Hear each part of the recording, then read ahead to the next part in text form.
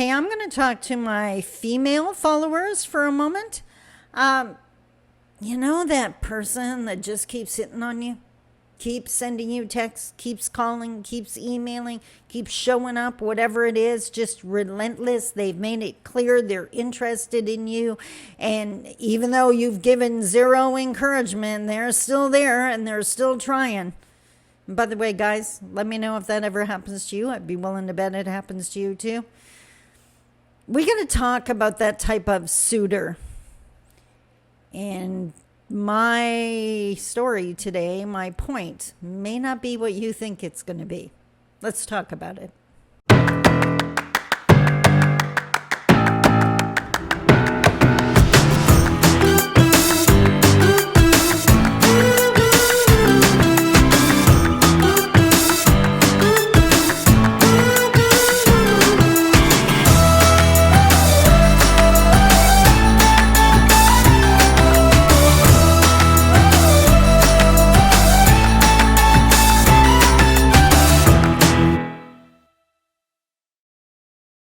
Bonjour, Mishko Paganon Quain Edition Mangdo Dem. Hi, everybody. My name is Sandi Boucher. I'm Red Thunderbolt Woman of the Loon Clan and a proud member of Seine River First Nation in Treaty 3 territory in Northern Ontario.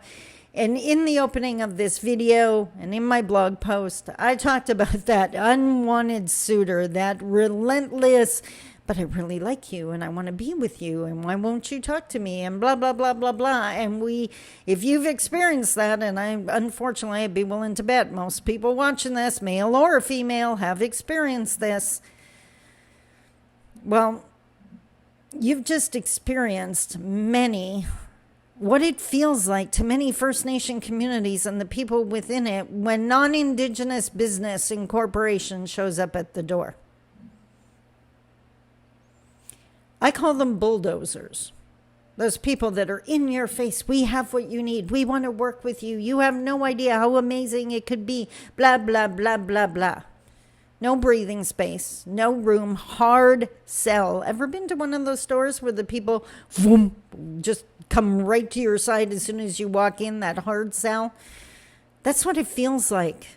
And can you stop it already? How is that relationship building? How is that respectful? You know what that is to me? You totally focused on your bottom line. You totally focused on your target. You as in the non-Indigenous pushy person. That's got flip all to do with me. You haven't even noticed that I haven't signed on for this, that I'm not interested because you're too busy being a bulldozer. We can do way better. As in a previous video, I talked about how loyal Indigenous customers are, that once we find you and we're comfy with you, we're customers for life. We're not customers for life with the bulldozer. We might have to endure you if we really need something done in our community. But this is not a relationship built to last, because as soon as we find someone that makes us way less uncomfortable and actually hears us, we're out of there. Don't say I didn't warn you. What did you think? Comment below. Send me an email. I'd love to hear it. No bulldozers today. No, no, no. Hard sell doesn't work. It annoys everybody. Until tomorrow, I love you. Take care. Bye-bye. Okay, so today's video was short, so I thought I would add in this little bonus content because I know so many non-Indigenous people really worry about cultural appropriation.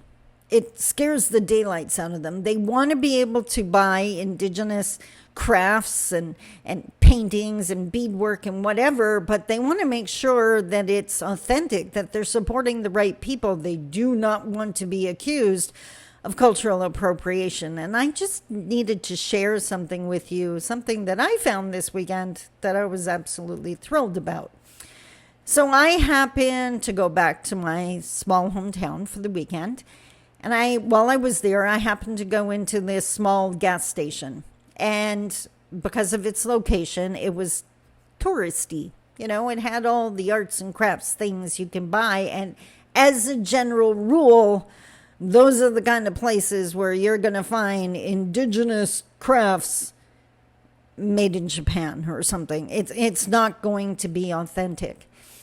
So I was looking around, and then I came across this amazing tote bag that I just absolutely fell in love with. And I thought, but is it legit?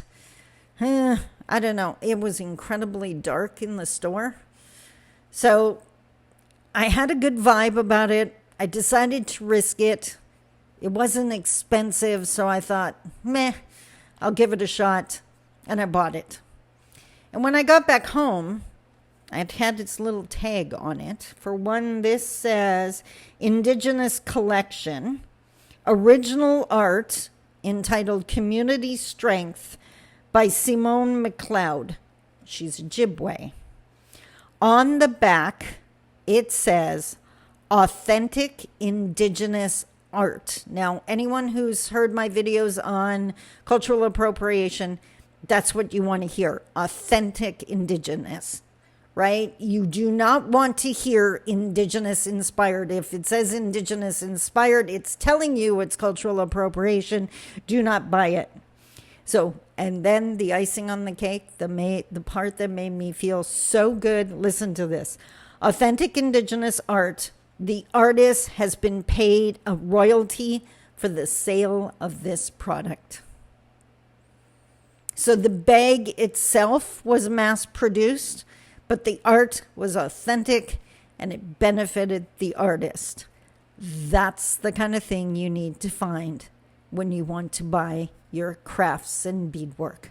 Authentic, not Indigenous inspired. Until tomorrow, I hope that helped. Let me know what you thought.